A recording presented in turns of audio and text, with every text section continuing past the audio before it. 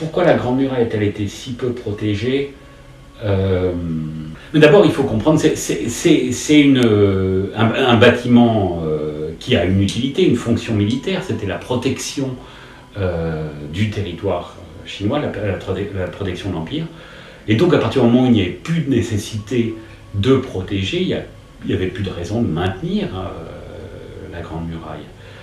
À partir du moment où il n'y avait plus cette menace d'invasion mongole ou d'invasion des tribus nomades du Nord, il n'y avait plus de nécessité de protéger. Quelles sont les menaces qui pèsent aujourd'hui sur la Grande Muraille? Il y a d'abord simplement les effets de la nature, l'érosion naturelle du bâtiment. L'autre menace, ce sont les activités humaines, bien sûr. Donc l'urbanisation, la construction de routes, l'extension des villes. La Grande Muraille se retrouve en conflit avec ces activités humaines. Les activités même agricoles, l'élevage, les troupeaux de moutons qui parcourent, qui montent sur la Grande Muraille, usent la Grande Muraille, les fermes et les habitants des villages du Shanxi qu'on a pu visiter pour ce reportage creusaient des trous dans la Grande Muraille parce qu'ils pouvaient y stocker leurs légumes, ils utilisaient ça comme cave. Et puis il y a aussi maintenant, plus récemment, la commercialisation de la Grande Muraille, avec l'installation de parcs d'attractions, avec des rénovations qui sont faites en dépit du bon sens, sans aucun souci d'authenticité historique. Dans le cadre de ce reportage, on a pu découvrir avec surprise dans un endroit, un col magnifique dans le Shanxi, où c'est une grande muraille de terre avec des tours rondes, vraiment dans un très très beau paysage.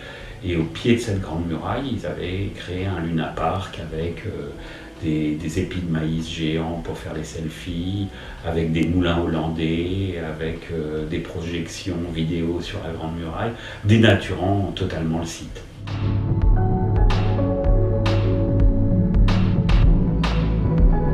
Qu'est-ce que va changer le plan annoncé en 2019 pour la protection de la Grande Muraille?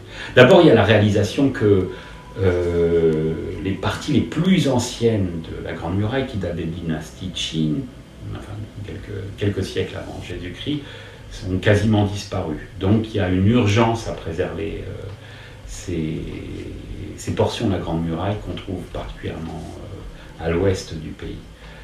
Donc ça, c'est une première chose. Et puis il y a un souci d'harmonisation des efforts de rénovation et de protection. Jusqu'à présent, c'est un peu chaque comté, chaque province qui a arrangé et qui faisait ses propres rénovations, parfois avec des conséquences dramatiques. Il y a des portions entières de la Grande Muraille qui ont été cimentées pour être protégées, faisant hurler les conservationnistes et les amoureux de la Grande Muraille. Donc il y a de créer des règles de protection et de rénovation en coordonnant les efforts au niveau national, ce qui n'était pas fait le cas jusqu'à présent. La photo dont je suis le plus fier, c'est sans doute cette double page dans le reportage de ce berger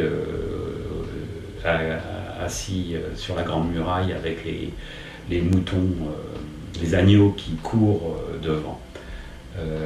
C'était une photo qu'il fallait avoir pour montrer la menace que peut poser l'activité humaine à la Grande Muraille.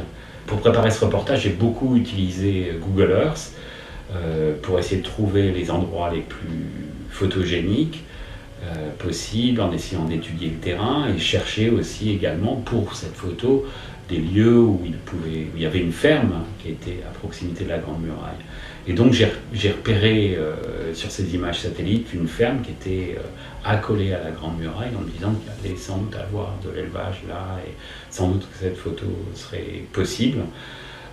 Mais entre voir sur satellite et puis se rendre sur place, il n'y a plus qu'un pas à faire. Et donc on s'est retrouvé sur des routes bloquées.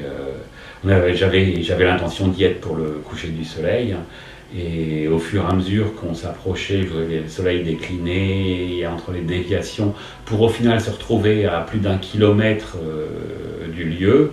et le chauffeur qui avait décidé de s'arrêter parce qu'on était sur des chemins complètement impraticables et il avait peur pour sa voiture. Donc on a fini à pied. C'était un grand moment de plaisir parce que après tous ces efforts, la photo était là.